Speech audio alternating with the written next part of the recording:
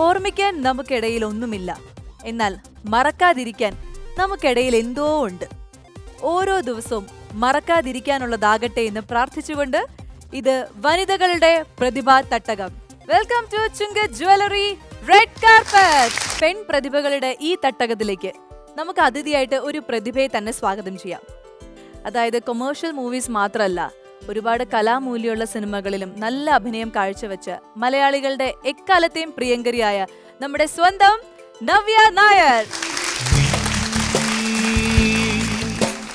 മണിമുകിലാടകളാടിയുലഞ്ഞൊരു മിന്നൽ മിഴികളിലായിരം പരിഭവമൊഴുകി. നവ്യ ചേച്ചി, നമുക്ക് വിശേഷങ്ങൾ നമ്മൾ നേരത്തെ പറഞ്ഞു, കഴിഞ്ഞ എപ്പിസോഡിൽ പറഞ്ഞു, നവ്യ ചേച്ചിയുടെ വിശേഷങ്ങൾ ഇനിയും ഒരുപാടുണ്ട്. അതിലെനിക്ക് പെട്ടെന്ന് ചോദിക്കാൻ തോന്നിയത്, അതായത് ചേച്ചിയുടെ തുടക്കകാലം മുതൽ സ്വന്തമായിട്ട് ശബ്ദം കൊടുക്കുന്ന ഒരാളാണ്. ഒരുപാട് ആർട്ടിസ്റ്റുകൾ അങ്ങനെ സ്റ്റാർട്ടിംഗ് സ്റ്റേജിൽ കൊടുക്കാത്തവരുണ്ട്, ചിലപ്പം ഇപ്പോഴും കൊടുക്കാത്തവരായിട്ട് ഒരുപാട് പേരുണ്ട്. അപ്പൊ ആ ഡബ്ബിംഗ് അനുഭവങ്ങൾ, എന്തെങ്കിലും രസകരമായിട്ടുള്ള ഓർമ്മ ഞങ്ങളുമായിട്ട് ഷെയർ ചെയ്യാനുണ്ടോ? ഡബ്ബിങ് ഞാൻ ആദ്യത്തെ സിനിമയിൽ ഇഷ്ടം ഞാൻ തന്നെയാണ് ഡബ് ചെയ്തത്. അത് തികച്ചും വളരെ ഒട്ടും എക്സ്പെക്ട് ചെയ്തതല്ല. ഞാൻ അങ്ങനെ ഡബ് ചെയ്യണമെന്ന് പറഞ്ഞപ്പോൾ പേടിയൊന്നും ഉണ്ടായിരുന്നില്ല? ഇല്ല, ഡബ് ചെയ്യാൻ ഒരു ദിവസം കാണാൻ വരാൻ പറഞ്ഞു. ഇപ്പം ശബ്ദം നല്ല രസമുണ്ടെന്ന് പറയുന്നു. രസം എന്ന് വെച്ചാൽ അങ്ങനെ മാധുര്യമല്ല, ഒരു ഡിഫറെന്റ് ആയതുകൊണ്ട് ചെയ്യാൻ വേണ്ടിയിട്ട് എല്ലാരും ഇങ്ങനെ പറയുന്നുണ്ടെന്ന് പറഞ്ഞിട്ട് സിബിയങ്ങളൊക്കെ വിളിച്ചു. അപ്പൊ അങ്ങനെ ഞാൻ ചിത്രാഞ്ജലി സ്റ്റുഡിയോയില് ട്രിവാൻഡ്രത്ത് അവിടെ എത്തി. അപ്പൊ എനിക്ക് ഡബിങ് കാണാൻ വേണ്ടി കുറച്ചു നേരം തന്നു. അപ്പൊ ഞാൻ കണ്ടത് ഈ നമ്മള് ബാക്കിയുള്ള ആർട്ടിസ്റ്റുകളൊക്കെ ഇല്ലേ ഇങ്ങനെ സറൗണ്ടിങ്സിലൊക്കെ, അപ്പൊ ആ ആർട്ടിസ്റ്റുകള് അവര് പെർഫോം അവർക്ക് ശരിക്കും പറഞ്ഞാൽ ലിപ്പൊന്നും ഇല്ല, വളരെ വൈഡിലാണ് ഉണ്ടാവുക. അപ്പൊ അവരുടെ ലിപ്പ് സിങ്ക് ചെയ്യുന്ന ആ ഡബിങ് ആർട്ടിസ്റ്റുകളെയാണ് ഞാൻ കണ്ടത്. സത്യം പറഞ്ഞാൽ അതില് വലിയൊരു എക്സ്പീരിയൻസ് ആയിരുന്നു. പക്ഷെ അതുപോലെ തന്നെ പേടിയായി. കാരണം ഇതെങ്ങനെയാണ് ഇവരിത് ഒന്നുമില്ല അവിടെ, പിന്നെ എങ്ങനെ ഇവര് വായിൽ നിന്നാണല്ലോ പറഞ്ഞുകൊണ്ടിരിക്കുന്നത്. അപ്പൊ തന്നെ അത് കഴിഞ്ഞപ്പോ എൻ്റെ അടുത്ത് സിബിയങ്ങൾ ചോദിച്ചു, അപ്പം ഡബ് ചെയ്യല്ലേ, എങ്ങനെയുണ്ട്, ഡബ് ചെയ്യാൻ പറ്റുന്ന തോന്നുന്നുണ്ടോ ധന്യക്ക് എന്ന് ചോദിച്ചു. ധന്യാന്നാണ് ശരിക്കുള്ള പേര്. അപ്പൊ ലൊക്കേഷനിൽ ചെല്ലുമ്പോ പുതിയതായിട്ടല്ലേ നവ്യാന്ന് പേര് മാറ്റിയത്. അപ്പൊ നവ്യാന്ന് വിളിച്ച് ഞാൻ തിരിഞ്ഞു നോക്കില്ല. അപ്പൊ അങ്ങനെ ധന്യ ഡബ് ചെയ്യണ്ടോന്ന് ചോദിച്ചു. അപ്പൊ ഞാൻ പറഞ്ഞു ഇല്ല വേണ്ട, എനിക്ക് പറ്റുമെന്ന് തോന്നുന്നില്ല എന്ന് പറഞ്ഞു. പിന്നെ ഇല്ലില്ല നമുക്ക് നോക്കാം എന്ന് പറഞ്ഞിട്ട് അങ്ങനെ. എനിക്ക് ഡബിങ് ഇഷ്ടമാണ്.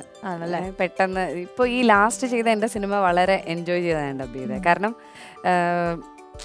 ഇങ്ങനെ വളരെ കാഷ്വൽ ആയിട്ടുള്ള ഡയലോഗുകൾ ഒരുത്തി സിനിമയില് ഏറ്റവും കൂടുതൽ വളരെ കാഷ്വൽ ആണ്. ഇപ്പം VKP അദ്ദേഹം ഒറ്റ കാര്യമേ പറഞ്ഞുള്ളൂ, നവ്യ എങ്ങനെയാണോ പൈലറ്റിലുള്ളത് അതുപോലെ തന്നെ എനിക്ക് വേണം, അതൊന്നും മാറ്റാൻ പറ്റില്ല എന്ന് പറഞ്ഞു. പിന്നെ നന്ദനം വളരെ നല്ല ഡബിങ് എക്സ്പീരിയൻസ് ആയിരുന്നു. കാരണം അതിൽ ഒരുപാട് വലിയ ഡയലോഗുകളല്ലേ, വലിയ ഡയലോഗാണ്, മിക്കവാറും ഒരൊറ്റ ഷോട്ടാണ്. പക്ഷെ എനിക്ക് എന്താ വെച്ചാൽ സിനിമയില് അഭിനയിക്കുമ്പോൾ പറഞ്ഞത് മുഴുവൻ കാണാപ്പാട് ഓർമ്മയുണ്ട്. ബ്രില്യന്റ് അല്ല, ബ്രില്യന്റ് എന്ന് വെച്ചാൽ എനിക്കൊരു ചമ്മലാണ്. കാരണം ഈ കൺസോളിൽ ഇരിക്കുന്നവർക്ക് നമ്മളെ കാണാം ഡബ് ചെയ്തോണ്ടിരിക്കുമ്പോ. അപ്പൊ ഈ കരയണ സാധനത്തിനൊക്കെ നമ്മൾ ഇങ്ങനെ കാക്കണമല്ലോ. അപ്പൊ അവര് നോയിക്കൊണ്ടിരിക്കുന്ന എനിക്ക് ഭയങ്കര ചമ്മനോട് ഞാൻ ലൈറ്റ് ഓഫ് ചെയ്യാൻ പറയും. അപ്പൊ ലൈറ്റ് ഓഫ് ചെയ്യുമ്പോൾ സ്ക്രിപ്റ്റ് കാണാൻ പറ്റില്ല. അപ്പൊ എനിക്ക് എന്റെ ഭാഗ്യത്തിന് ഈ ഡയലോഗുകളൊക്കെ കാണാപ്പാടം അറിയാം. ഞാൻ ഇങ്ങനെയൊക്കെ കൈവച്ചിട്ടാ ഡബ് ചെയ്യുന്നത്. അവിടെ നിന്ന് അവരാരും നോക്കി എന്റെ അഭിനയം അങ്ങനെയൊക്കെ പറഞ്ഞതാണ്. മറ്റേ ഞാൻ മാത്രമേ കണ്ടുള്ളൂ എന്നുള്ള കരച്ചിലൊക്കെ അല്ലേ? എല്ലാം അതിനകത്ത് ഫുൾ കുറേ ഡയലോഗുകളും ഒക്കെ ഉണ്ടല്ലോ. അത് പറഞ്ഞപ്പോഴാണ് ഞാൻ ഒരു കാര്യം ഓർത്തത്. നവ്യ ചേച്ചി നന്നായിട്ട് ഡാൻസ് ഒക്കെ ചെയ്യുന്ന എല്ലാരും കണ്ടിട്ടുണ്ട്. പക്ഷെ ഞാൻ അറിഞ്ഞിട്ടുണ്ട്, അല്ലെങ്കിൽ ഞാൻ മാത്രല്ല മലയാളികൾ മുഴുവൻ അറിഞ്ഞിട്ടുണ്ട്, നന്നായിട്ട് പാടും. എന്റെ ദൈവമേ, സത്യം ഞങ്ങളെല്ലാം മലയാളികളും കണ്ടതാണത്. അതുകൊണ്ട് ഞങ്ങൾക്കത് എവിടെ കണ്ടുന്നോ, അതും സാധാ പാട്ടൊന്നുമല്ല, നല്ല അസൽ കവിതയാണ്. നമ്മുടെ പ്രശസ്ത കവി രാമൻകുട്ടി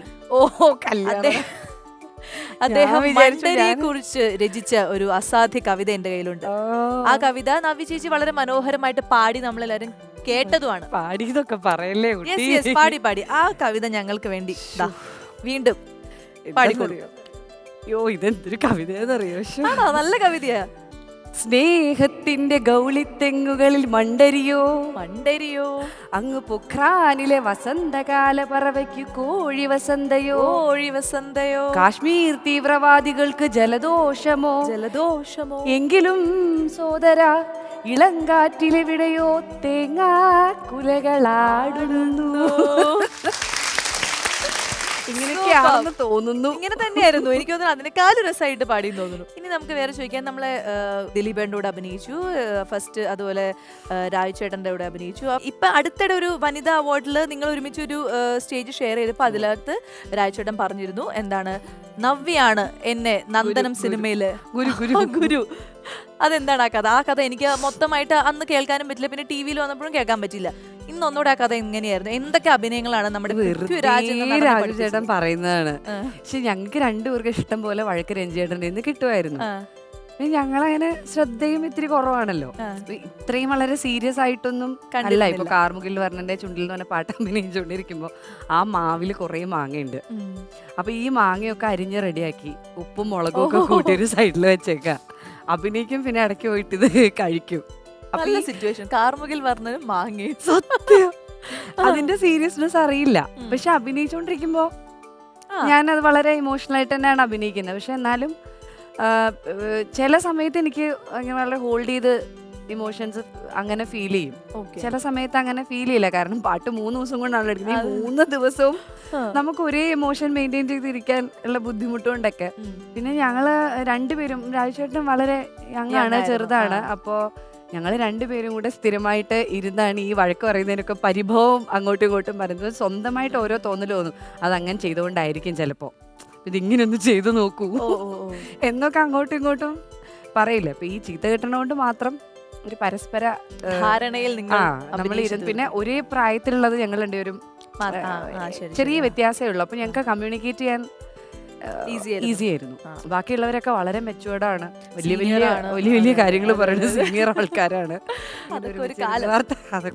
അപ്പൊ എന്തായാലും നമ്മുടെ കളിയും ചിരിയൊക്കെ നമുക്ക് ഒന്ന് മാറ്റിയിട്ട് നമ്മുടെ ഇന്നത്തെ അതിഥിയെ നമുക്ക് ക്ഷണിക്കാം. അത് ആ വ്യക്തിയെ കുറിച്ച് പറയാനാണെങ്കിൽ പറയുന്നതിനേക്കാളും കൂടുതലായിട്ട് നമ്മുടെ പ്രൊഫൈൽ വീഡിയോ കാണുമ്പോൾ മനസ്സിലാവും.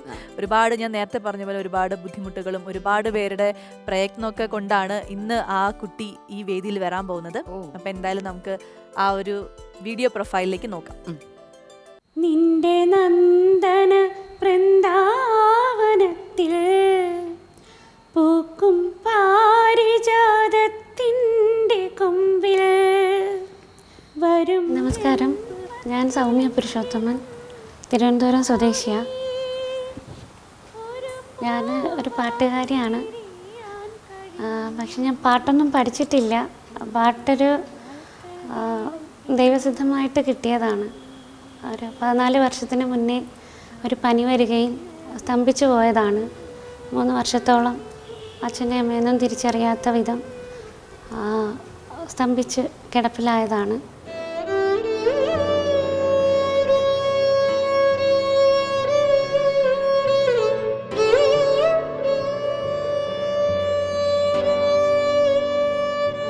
വർഷം കഴിഞ്ഞിട്ട് ഇടത് കാലിന് പാട്ട് കേട്ടിട്ടൊരു വിരൽ അനങ്ങുമായിരുന്നു. അപ്പോൾ അത് കണ്ട് ഡോക്ടറിൻ്റെ നിർദ്ദേശപ്രകാരം കൂടുതൽ പാട്ട് കേൾപ്പിക്കാൻ അച്ഛൻ്റെ അടുത്തും അമ്മയുടെ അടുത്തും പറയുമായിരുന്നു. പാട്ട് ഉള്ളത് കൊണ്ടാണ് ഞാനിപ്പോൾ ഇന്ന് ഇങ്ങനെയെങ്കിലും ഇച്ചിരി സന്തോഷമായിട്ടിരിക്കുന്നത്. ദേവദാരു പൂത്തു എൻ മനസ്സിൻ താഴ്വരയിൽ. 15 വർഷം കൊണ്ട് ഞാൻ ട്രീറ്റ്മെൻറ്റിലാണ്. വീൽ ചെയറും വാക്കറും ഒക്കെ ഉപയോഗിച്ചിട്ട് നടക്കുമായിരുന്നു. ഓൾറെഡി ഓപ്പറേഷൻ ചെയ്തിട്ടുണ്ട്. ഒരു ഡീകംപ്രഷൻ എന്ന് പറയുന്ന ഓപ്പറേഷൻ ഇടത് കാലിന് ചെയ്യണമായിരുന്നു. ആ ഇടത് കാലിന് ചെയ്തത് ഡോക്ടറിന് മാറിപ്പോയി, അത് ചെയ്തത് വലതിനായിപ്പോയി. അപ്പോൾ ഇപ്പോൾ 2 കാലും ശേഷിക്കുറവുണ്ട്.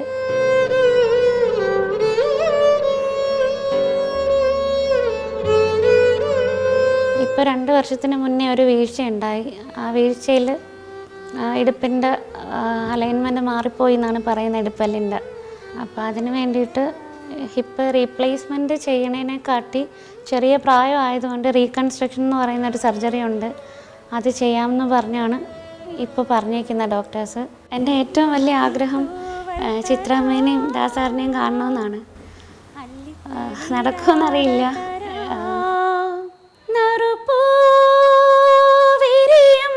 14 വർഷം കൊണ്ട് വെറും പെയിൻ കില്ലർ മാത്രം ഉപയോഗിച്ചിട്ടാണ് ഞാൻ മുന്നോട്ട് പോകുന്നത്. നല്ല വേദനയാണ്. വേദന സഹിക്കാൻ പറ്റുന്ന ഒരു കാര്യമല്ല.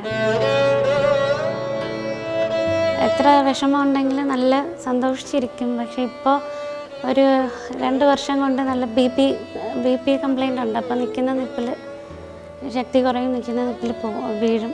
അതുപോലെ ഇപ്പോൾ ഇടുപ്പിന് 2 ഇടുപ്പും ഒട്ടും ബ്ലഡ് സർക്കുലേഷൻ ഇല്ലാതിരിക്കുവാണ്. അപ്പം അത് കാരണം കാല് ഇങ്ങനെ ചേർന്ന് പോയി.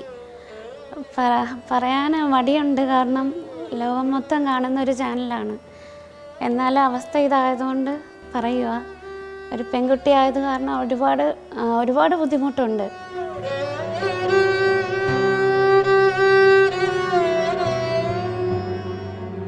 $8 ലക്ഷം കടവാണ്. അതിപ്പോൾ ഉടനെ തന്നെ വീടും നഷ്ടപ്പെടാൻ ചാൻസ് ഉണ്ട്. അപ്പോൾ അത് ഇപ്പോഴത്തെ ഒരു സാഹചര്യത്തിൽ അച്ഛനും അമ്മയ്ക്കും ആണെങ്കിലും അത് വീട്ടാനുള്ളൊരു മാർഗ്ഗം ഇന്നില്ല.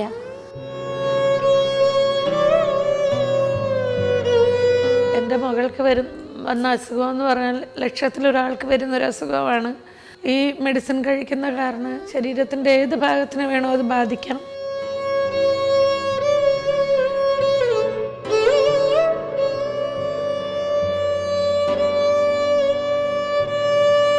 ഈ പ്രോഗ്രാം കണ്ട് എല്ലാവരും പ്രാർത്ഥിക്കണം.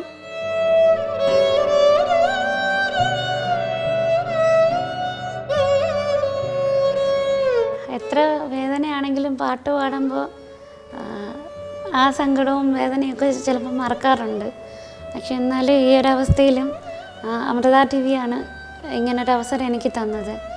ഇങ്ങനൊരു ഷോയിൽ ലോകം മൊത്തം കാണുന്നൊരു ഷോയാണ്. അതിന് പങ്കെടുക്കാൻ കഴിഞ്ഞതിൽ തന്നെ എനിക്ക് വളരെയധികം നന്ദി. പിന്നെ ഏറ്റവും വലിയ ആഗ്രഹം മരിക്കണ വരെ ശബ്ദത്തിനൊരു പ്രശ്നം വരാണ്ട് പാടാൻ കഴിയണമെന്നാണ്. കൃഷ്ണ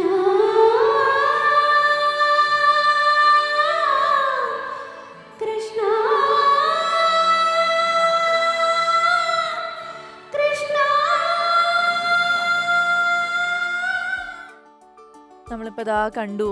ഇതൊക്കെ കാണുമ്പോഴാണ് ശരിക്കും പറഞ്ഞാൽ നമ്മളൊക്കെ ഒരുപാട് ബ്ലെസ്ഡ് ആണെന്നുള്ളൊരു തോന്നൽ വരുന്നതും. അതേപോലെ ഈ സംഗീതം കൊണ്ട് ആൾക്കാർ മഴ പെയ്യിപ്പിക്കുന്നു അല്ലെങ്കിൽ അസുഖം മാറ്റുന്നതൊക്കെ കേട്ടിട്ടേ ഉള്ളൂ. ഇതിപ്പോൾ ഒരാളുടെ ജീവിതത്തിൽ സംഭവിക്കുന്ന കാര്യമാണ്, അല്ലെങ്കിൽ സംഭവിച്ച കാര്യമാണ് നമ്മൾ കണ്ടത്. എന്തായാലും മൊത്തത്തിൽ നമുക്ക് ഇപ്പോൾ കൂടുതൽ അതിനെക്കുറിച്ച് പറയാൻ നമ്മളെക്കാളും എന്താണെന്നുള്ള അവസ്ഥകളും എങ്ങനെയാണ് സൗമ്യയുടെ ലൈഫ് ഇപ്പോൾ പോകുന്നത് സൗമ്യയ്ക്ക് തന്നെയായിരിക്കും പറയാൻ ഏറ്റവും കൂടുതൽ ആപ്റ്റായിട്ടുള്ള ഒരാൾ. എന്തായാലും വളരെയധികം സ്നേഹത്തോടെ ചുങ്കത് ജ്വല്ലറി റെഡ് കാർപ്പറ്റിൻ്റെ ഈ മനോഹര വേദിയിലേക്ക് നമുക്ക് സ്വാഗതം ചെയ്യാം സൗമ്യ പുരുഷോത്തമൻ.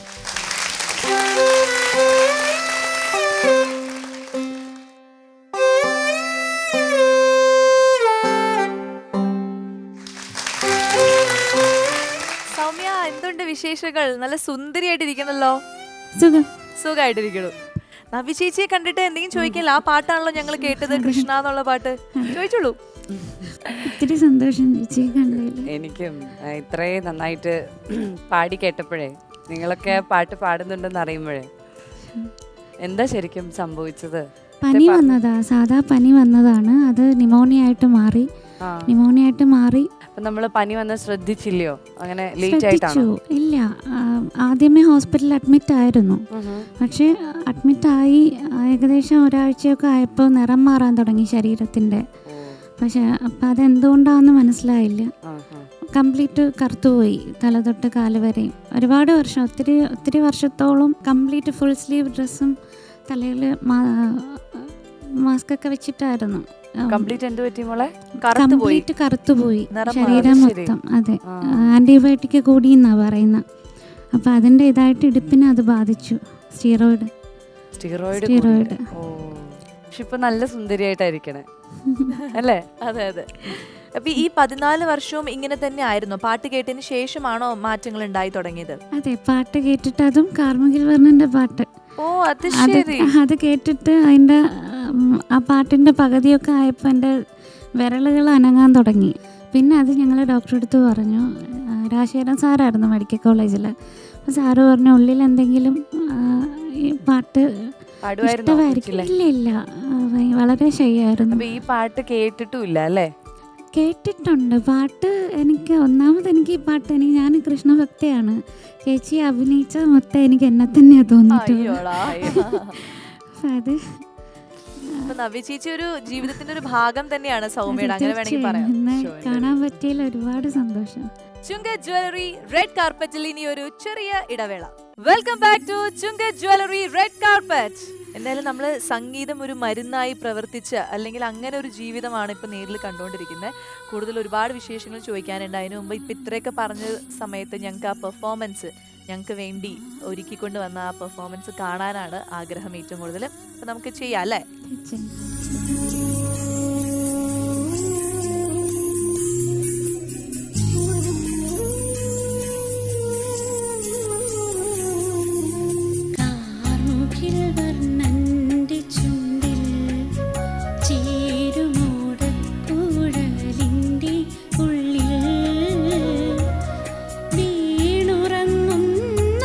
ശ്രീരാഗമേ നിന്നെ പുൽകിയുണർത്താൻ മറന്നു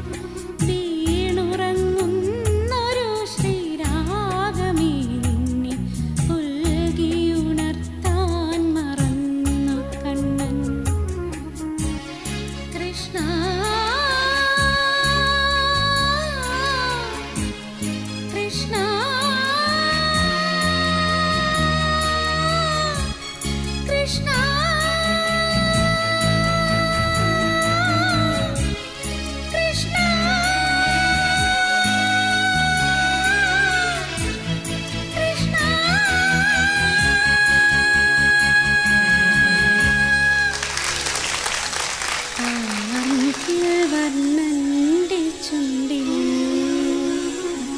ചേരുമോടക്കുഴലിൻ്റെ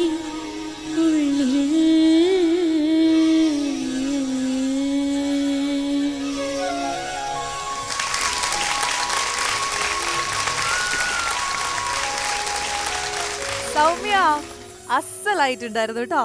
എന്തിനാ കരയുന്നേ? കണ്ണു നിറഞ്ഞു പോയി. എന്റെയും അതെ, ഞാൻ അഭിചേച്ചിയും കരയാണ്. എനിക്ക് എന്താണ് എന്റെ കണ്ണ് നിറഞ്ഞു പോയെന്ന് വെച്ചാല്, ഇത് പാടാൻ തുടങ്ങുന്നതിന് മുമ്പ് സൗമ്യ പറഞ്ഞിരുന്നു. സുഹൃത്തിന്റെ പേരെന്താ സൗമ്യ പറഞ്ഞത്? SLE. SLE. ആ, എനിക്കറിയില്ല ഇതിനെപ്പറ്റി. അപ്പം അതുകൊണ്ട് അങ്ങനെ ഒരു അസുഖം ഉള്ളത് കൊണ്ട് ത്രോട്ടൊക്കെ കഴിഞ്ഞ ദിവസം ഒരാഴ്ച മുമ്പ് ഇതുപോലെ കംപ്ലീറ്റ് ബ്ലീഡ് ചെയ്ത് ആൻറ്റിബയോട്ടിക്സ് ഒക്കെ എടുത്തിട്ടാണ് ഇപ്പം ഇരിക്കുന്നതെന്ന് സൗമ്യ പറഞ്ഞു. അപ്പം അതുകൊണ്ട് എനിക്ക് പാടാൻ പറ്റുമെന്ന് അറിയില്ല ചേച്ചി എന്ന് പറഞ്ഞപ്പോൾ, എന്നിട്ടും ഇത്രയും നന്നായിട്ട് പാടിയില്ലേ? പിന്നെ നമ്മളല്ലേ കണ്ണു നിറയില്ലേ അല്ലേ? അതും സംഗീതം പഠിച്ചിട്ടില്ല എന്ന് പറയുന്നുണ്ട്. അപ്പൊ അങ്ങനെ മനസ്സിലായിട്ട് പാടി. ദൈവം നമുക്ക് പാടാനുള്ള കഴിവ് തന്നില്ലേ എന്ന് വിചാരിച്ച് സമാധാനിക്കാട്ടോ. എന്താ പറയാന്നറിയില്ല. അതാ ചുണ്ടിൽ